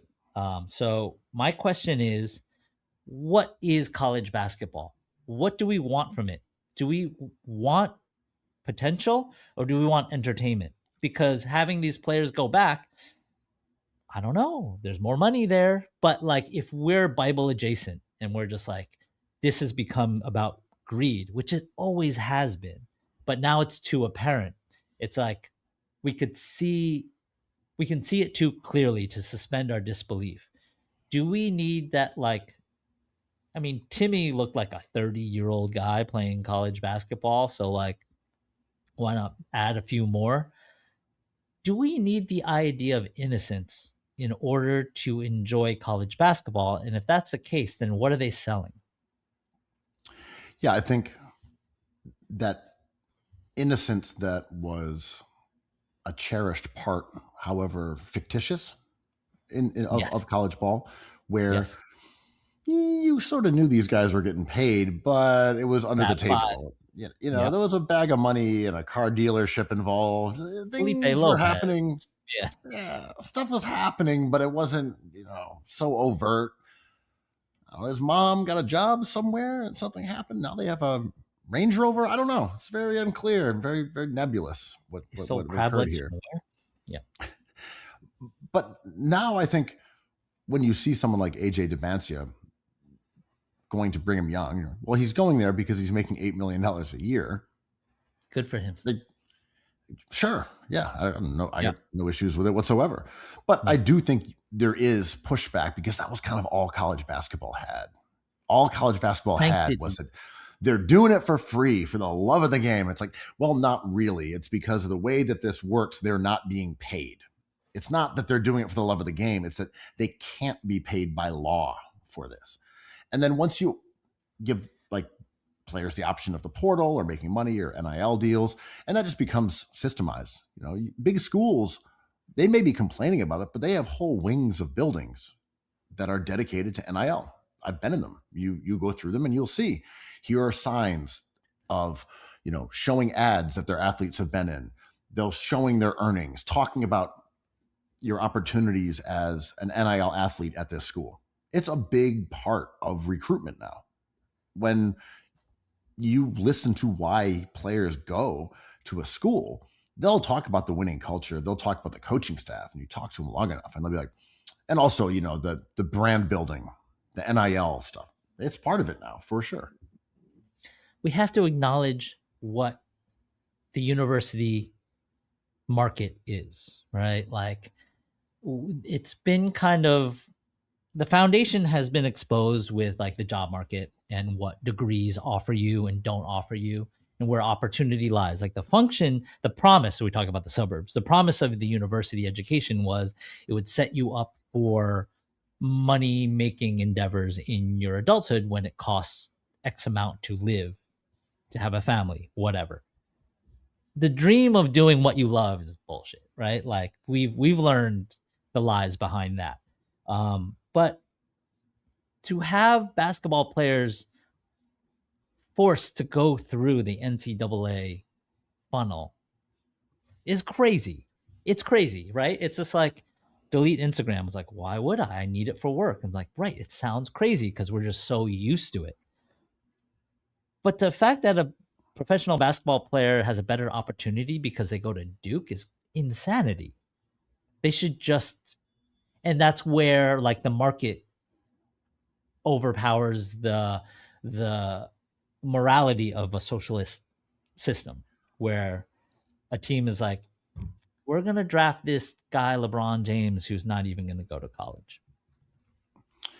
I don't know if you saw, there was some news about how the NBA was thinking of altering the draft.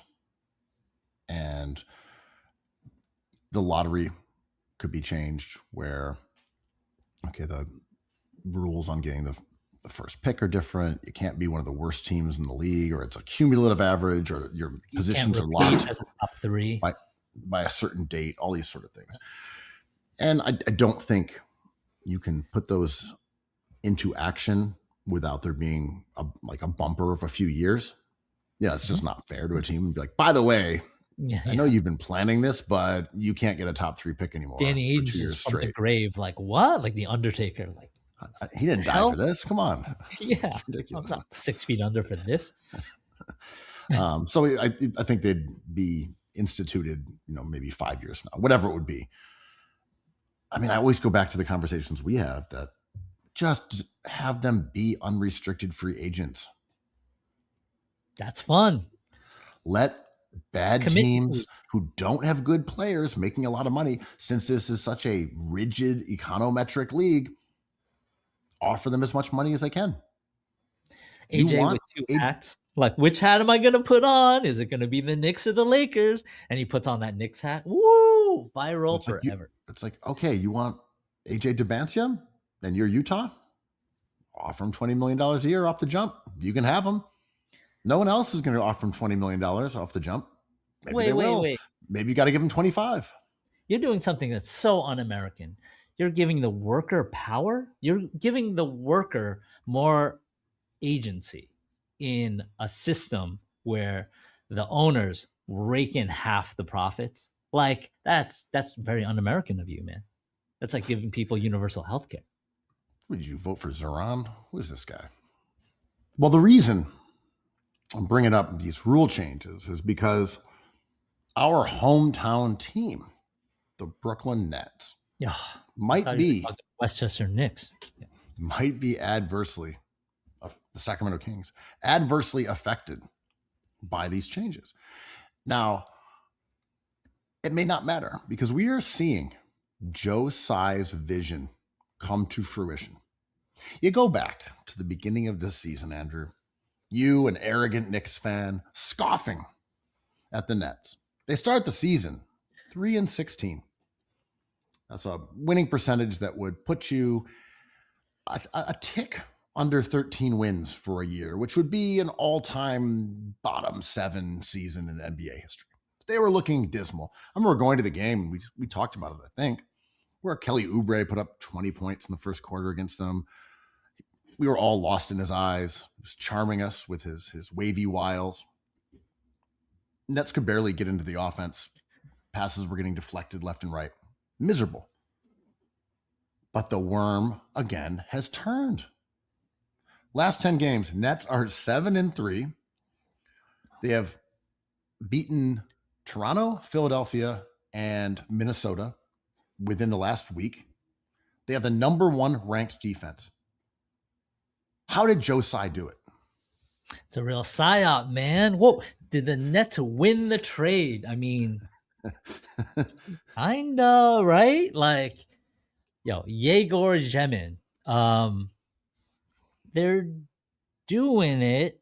I mean, is this like a matter of a coin flip situation where it's just turning up heads a lot for them? Or are they doing something strategically and dominating with MPJ that is unsuspecting to their opponent, and maybe their opponents are not taking them seriously enough? Have they revealed something that's gameable, or are they actually good? The defense has been shocking over the last 10 games.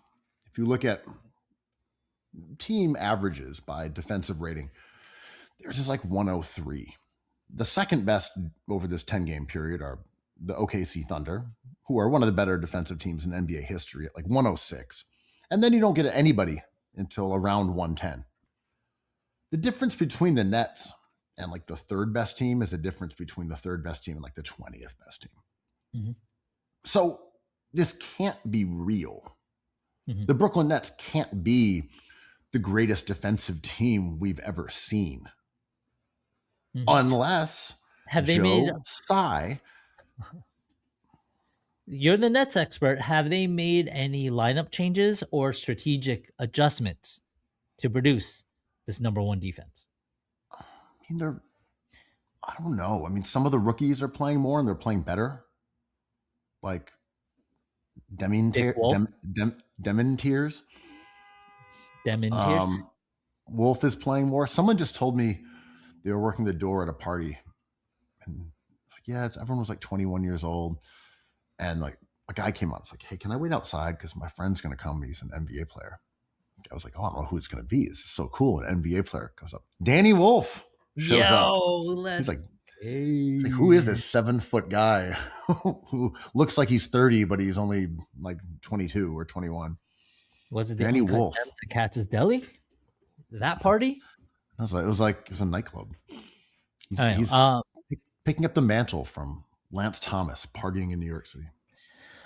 I mean, I think it's an anomaly. I'm not thinking about it quite yet, but I would be delighted if they were kind of good. Do they want to be good? Like the NBA draft lottery rules have not changed yet. And we're talking about them thinking about hemming and hawing about it.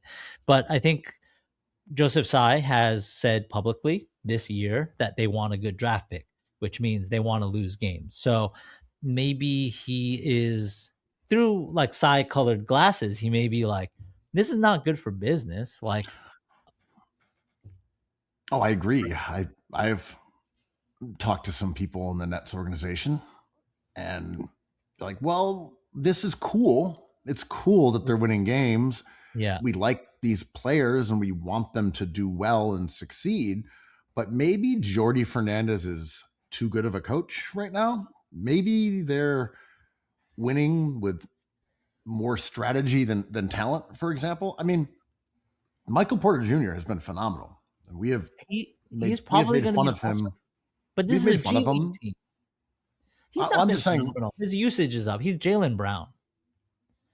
I mean that he has not been this good ever. We knew this was going to happen. Yes. He is scalable. I'm only saying that him having a true shooting percentage of 63% while scoring 26 a game, that's even more scalable than I thought.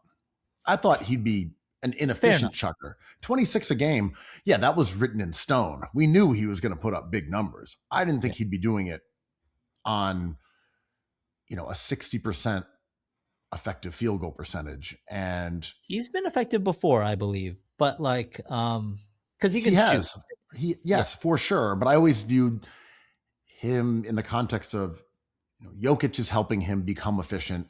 His natural instincts, because he's a remorseless chucker, would be to veer towards, wild inefficiency. But that hasn't been the case.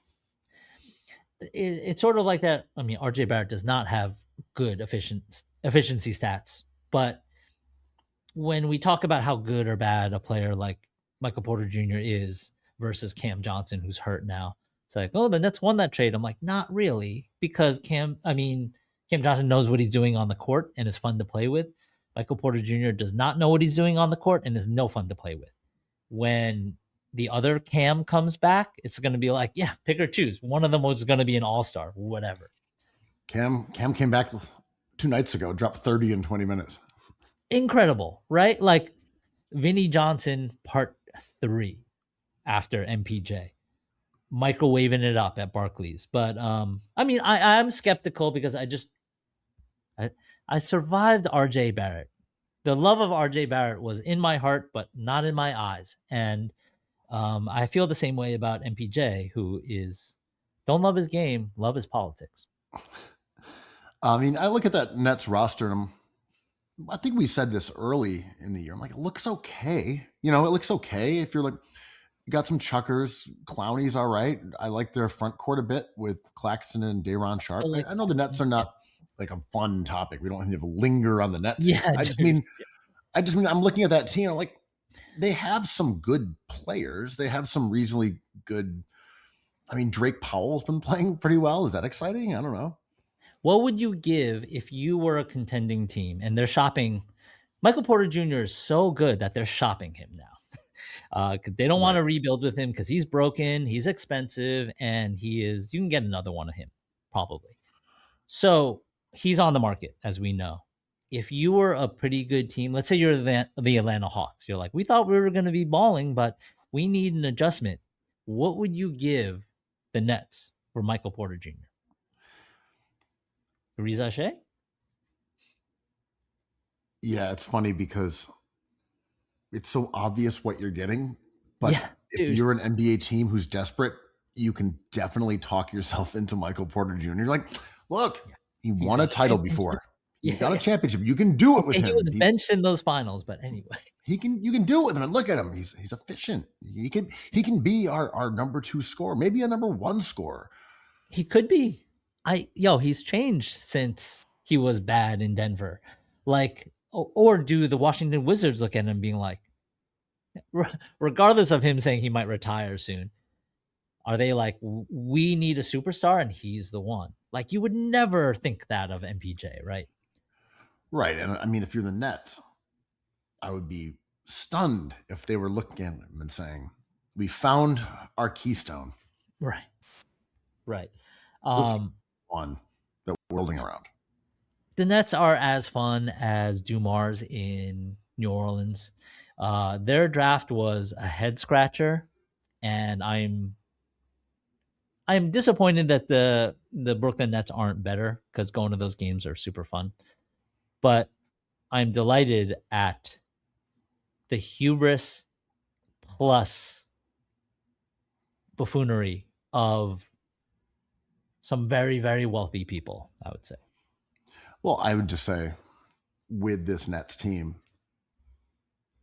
the goal was to get one of those top 3 players, like the Cam Boozer, the That'd be cool. Dude, I'm out on Boozer a little bit, but yeah. I'm just saying the guy in Kentucky. I'm sorry, the guy in Kansas. Right. I haven't really watched him play at all. Whatever. The other guy who's probably going to go number 1, the shooting guard. And the Nets are kind of like 3 games out of the play-in. They are actually too good. But is this the rebuild? Are they done? No, I'm saying they're doing the same thing they did last year. They're just slightly too good. And then they end up with the 8th pick instead of a top 2 pick. And they don't end up getting VJ or Khan or Cooper Flagg. And they end up getting Igor, who looks pretty good. I think I like Igor. Played reasonably well. I'm a fan of his game. I like a tall passer. Tops out as like a tertiary player on a good team. But it's like, are you doing it again? Are you just going to keep pushing this further and further and further? Or are you going to say, okay, that's about enough. We're going to trade Day'Ron for 2 second-round picks. We're going to trade Claxton for a late first. We're going to trade, I don't know, Terrence Mann into someone else's cap space. We're just going to let the young guys play from the last 2 months of the year, and let's get back to the losing as God intended. Yeah, I always tell this story. Is my friend who is an art handler always comes to my studio. We love talking to each other about everything. On one time, he was on his way out, and he was like, "What's this little sketch on this small piece of paper? I love it. Make it bigger, but in red. See ya." And it had dawned on me that I had not realized that he was correct. In that moment, I was like, "Ah, Chris, you're blowing my mind." I texted him. I was like, "I wish you didn't say that, but thank you so much." Is NBA purgatory a choice, or is it something that the Nets cannot mitigate? If you were, what is job security? What is success? And what is the timeline for this team? Well, what's funny is the NBA clearly is encouraging purgatory. They want purgatory. They are actively pushing teams to embrace purgatory. When you say, we don't want you to be bad multiple years in a row, we're not even going to give you a first pick. It's like, okay, you get your crack at the drafts, you get the 3rd pick, you end up with RJ Barrett. Well, it's time for you to start competing now. Yeah. Don't mess up your one chance because you're not going to have another one. Right. I don't know how you want these teams to rebuild. The inability to compete on a high level without superstars is a challenge that most organizations are unable to, rise to the occasion for. Yeah. Knicks, they did a great job doing that. Assembling talent through free agency, through trades, where they didn't draft a cornerstone. And that's an anomaly. That's hard to do. you're basically telling every other team to sort of be the Bulls. And the Mavs have no roadmap, right? The Mavs are like, can we get a Dylan Harper now? Like, where's our Dylan Harper? Where's our Stephon Castle? Where's our Ben Simmons? Because like one is not even enough. Yeah, you look at the Spurs, like, well, okay, you guys have just beaten OKC 3 times in a week and a half, and you have Wemby and you've got Harper. What are we supposed to do? Yeah, Castle What do you- and desirable trade pieces enough to get Giannis Antetokounmpo. The best basketball player currently in the NBA from New York City, Julian Champagny. I thought you were going to say that the best basketball player with the least amount of morality, Giannis Antetokounmpo. Woo! Your boy. I know you get upset late in games when your opponents, instead of professionally winding out the clock, go and drop a whirlwind dunk on your head. First, Andrew steal Cole- the ball. Andrew For Cole a player hates who's that. on, yeah, I'm not even expecting any defense to get played on me. I'm the Chicago Bulls. I just got beat. What, Giannis is going to steal the ball from me as the clock dwindles and windmill jam? Where is the hard hat? Is the hard hat on Giannis or is the hard hat on the Bulls? You know, like who has the morality here? Real chicken and the egg conundrum, because on one hand, act like you've been there before, you know, get the win, no need to showboat. Brunson, not even celebrating. On the Don't other raise the side, bat. Yeah. play till the whistle, dog. Yo, you can't turn me off. I'm Kobe Bryant. I'm a snake. The snake looks for points. You wanted me to stop playing? Why? Because Yeah. you quit? I don't quit. What I do is windmill jam. You're the quitter. Oh, I'm Luke the windmill standing up for jammer. You're the American quitter. values?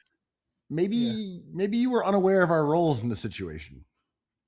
I'm the slammer jammer windmill guy.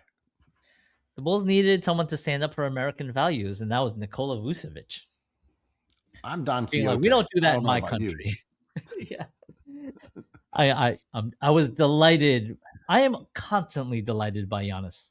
He is fascinating and interesting and cringe and fun.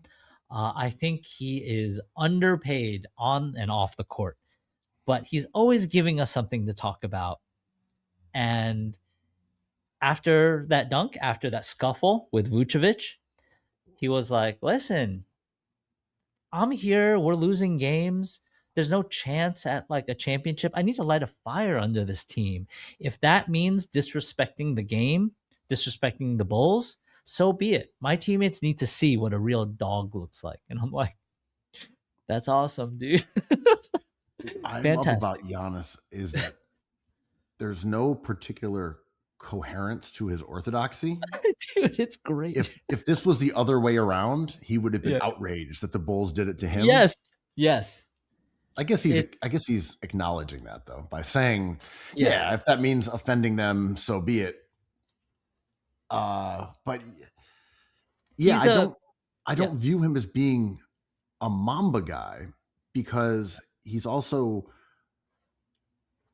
this guy who operates behind the scenes but then pretends he doesn't. Like he's just he's a centrist contrarian, right? He wants to have new ideas. He wants to resist at every point, but he's a centrist in that like he just wants to fall in line with a safe landing spot. Always. I mean, when the Lillard news broke that they had used the stretch provision to waive him, and he was basically just cut from the team, but he was going to get his money anyway. And it's going crazy everywhere. And Giannis is like, what happened? Oh my God, big news day. That's crazy. It's like, you kind of rule. You're so transparently full of it. This is amazing. Yeah.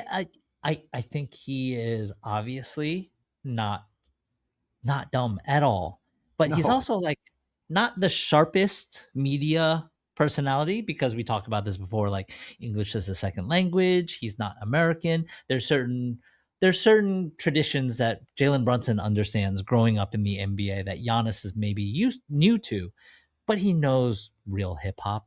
He knows the Bible. He knows hard hat stuff always wins. And he's always trying to locate this. I keep on saying morality, but this moral superiority in every instance, whether that be on the court or after the game with a microphone. Well, there's also the precedence that he has experienced when people have been captivated by who he is as a person, when he has really been embraced. And one was the yokel version, the innocent, naive kid, like, oh my God, what's a smoothie? And I was like, this guy is so charming. Look at him. He's so goofy and funny, and he's riding around New York City with his head out of the top of a limousine. You know, he's this buffoon child from Greece. You know, I love this guy. He has no guile. He would never trick us. He would never lie to us. He's great. And then there's also, as you said, sort of the Mamba, which is glowering, intense. Game 7 of the finals. I'm going to go 18 of 18 from the free throw line because I want it more than anybody else out here. I'm going to outwork everyone. And he did. I mean, he literally transformed his body. I don't mean that he did that by outworking anyone, but the evidence is there that he worked exceptionally hard and went from being this skinny twig of a player into a guy whose shoulders are like, you know, mountains. I mean, he is a absolutely devastating physical player that you have to say he did that. And Sure. I've had conversations about, you know, players in the past. It's like, maybe you don't need to work on your craft. Maybe you don't need to get out there and shoot 5,000 jumpers. Maybe you should just go in the weight room and become a machine. I mean, I appreciate his tenacity, which is a skill that you speak of.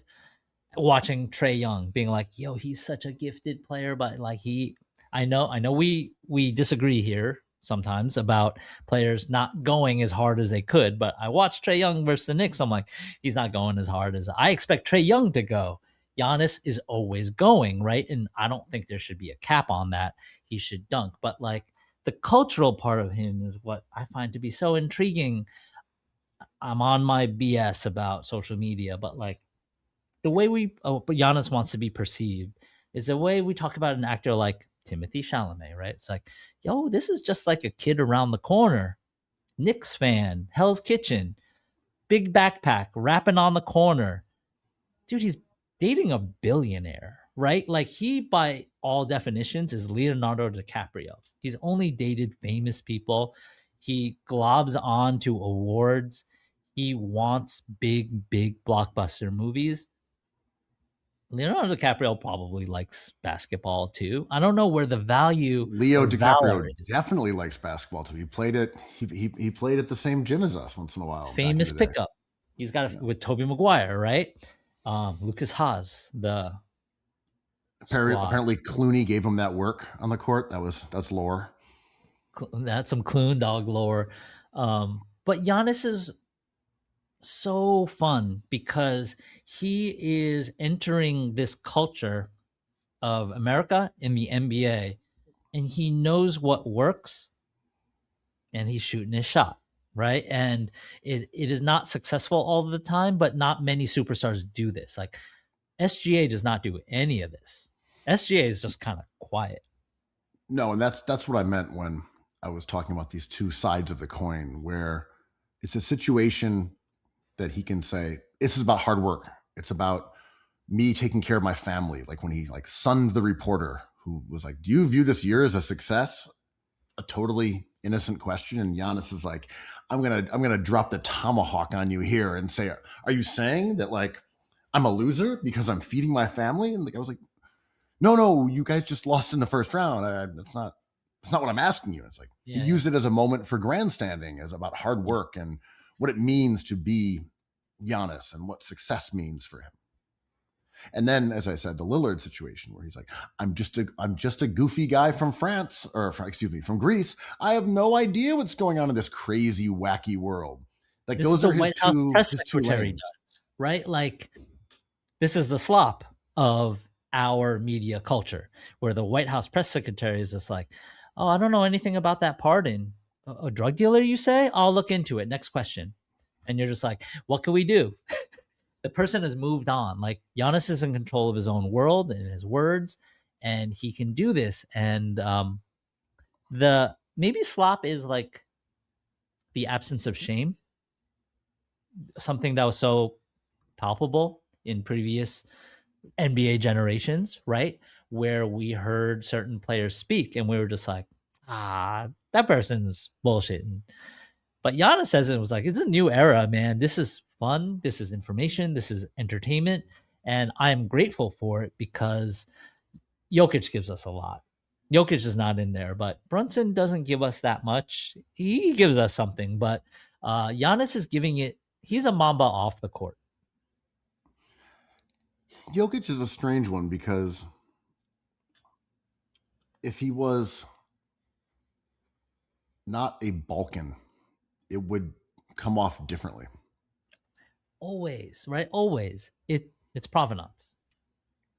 The fact that he's like, I don't really care about this. I like horses. None of this matters to me. I'm just going to be out here in my Taco Bell cardigan. Lies. He cares so much. The dude is incredible. And how dare you disrespect him on the court? Because he's going to come after you. Yeah, again, and we've seen him, he's not a chill character on the court. No. He's flopping and tangling and throwing like elbows and fighting. So let's talk a little bit about the squabbling. We've had him Alvarado number 2. More Alvarado. Finally some squabbling. The greatest New York City basketball player in the NBA right now, Jose Alvarado. He's out there squabbling. You have the situation with Giannis where the groups kind of tangled around a little bit. This has got to be good. I mean, we're happy about this, right? This is the Chudster's delight, right? We got flag, we got a Knipple, these white guys. Yo, the color of the year is white. The Pantone color of the year is white. And then you got fights. Like, what is not to love? This league. It's like, oh, thank God fighting's back. Oh my God. The league had just gotten so soft until Alvarado comes out there and throws a right hook. And finally, we're back where we wanted to be. If you see me in a fight with a Puerto Rican from Southside, don't say with a Latina from Southside, I'm right where I want to be. SGA's free throw attempt percentage is plummeting. Like, this is all working in the favor of ethical basketball, which I want to touch on, as ethical basketball is coming back into the zeitgeist. As the authors of this idea, me and you, potting about this for years when James Harden was in the Rockets, the New York Times wrote an article about it this week, defining what ethical basketball actually meant. Kind of spot on, man. They kind of got it good. I wonder who wrote it, because they don't really have dedicated sports writers anymore. It's somebody, I forgot his name, but The Athletic did it, and it was about the longing for old school values in basketball. Well, they didn't cite the world's most influential basketball podcast. It means that your lore isn't complete. I don't need to be credited for it. I'm just saying, if you're going to write that article, you should include the lore properly. I'm not saying we need the credit. I have a whole folder of sketches for our book cover, which was originally titled Ethical Basketball. Yeah. I believe, and again, like definitely on the Twitter account, but it used to be like a subhead on our home of ethical website basketball. From the jump was the home of ethical basketball. Yeah.